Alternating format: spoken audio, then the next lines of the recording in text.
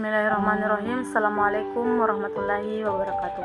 Perkenalkan, nama saya Nur Asminda Pratiwi dari program studi Ilmu Pemerintahan Universitas Muhammadiyah Sidenreng Rapang. Baiklah, pada video kali ini saya akan menjelaskan 3 poin penting. Yang pertama yaitu klasifikasi data, yang kedua data kuantitatif dan data kualitatif, dan yang ketiga populasi dan sampel. Baiklah, yang pertama yaitu klasifikasi data, di mana kita dapat mendefinisikan bahwa data merupakan sekumpulan informasi atau juga keterangan-keterangan dari suatu hal yang diperoleh dengan melalui pengamatan atau juga pencarian ke sumber-sumber tertentu. Adapun klasifikasi data terbagi menjadi 5 bagian, yaitu sumber data, cara memperoleh, waktu pengumpulan, jenis dan sifat data.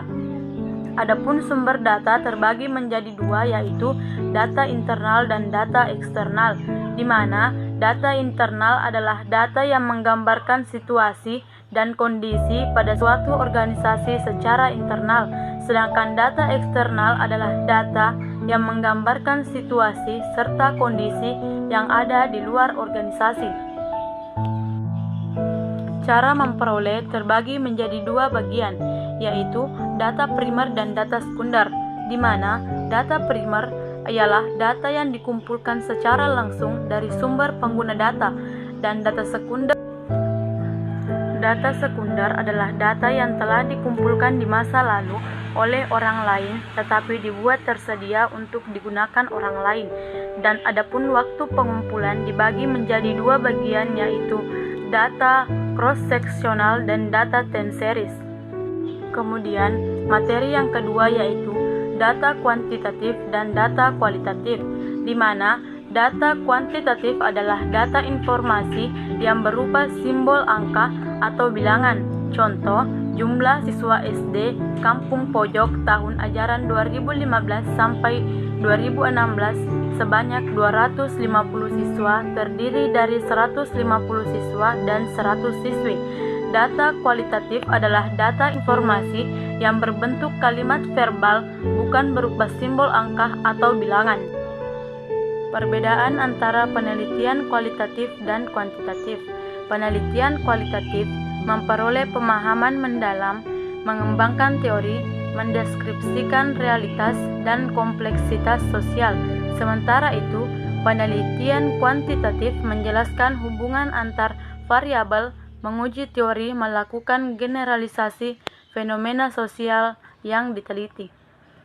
Materi yang terakhir adalah populasi dan sampel. Pengertian populasi menurut Jamaluddin Ahmad, populasi adalah wilayah yang generalisasi yang terdiri dari objek atau subjek yang menjadi kuantitas dan karakteristik tertentu, diterapkan oleh peneliti untuk dipelajari dan kemudian ditarik kesimpulannya.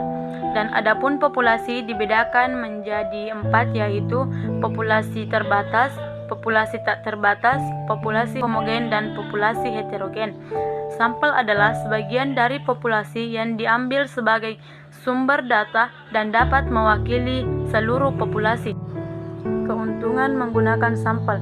Yang pertama, memudahkan peneliti untuk jumlah sampel lebih sedikit dibandingkan dengan penggunaan populasi. Yang kedua, penelitian lebih efisien dalam arti hemat uang, waktu, dan tenaga.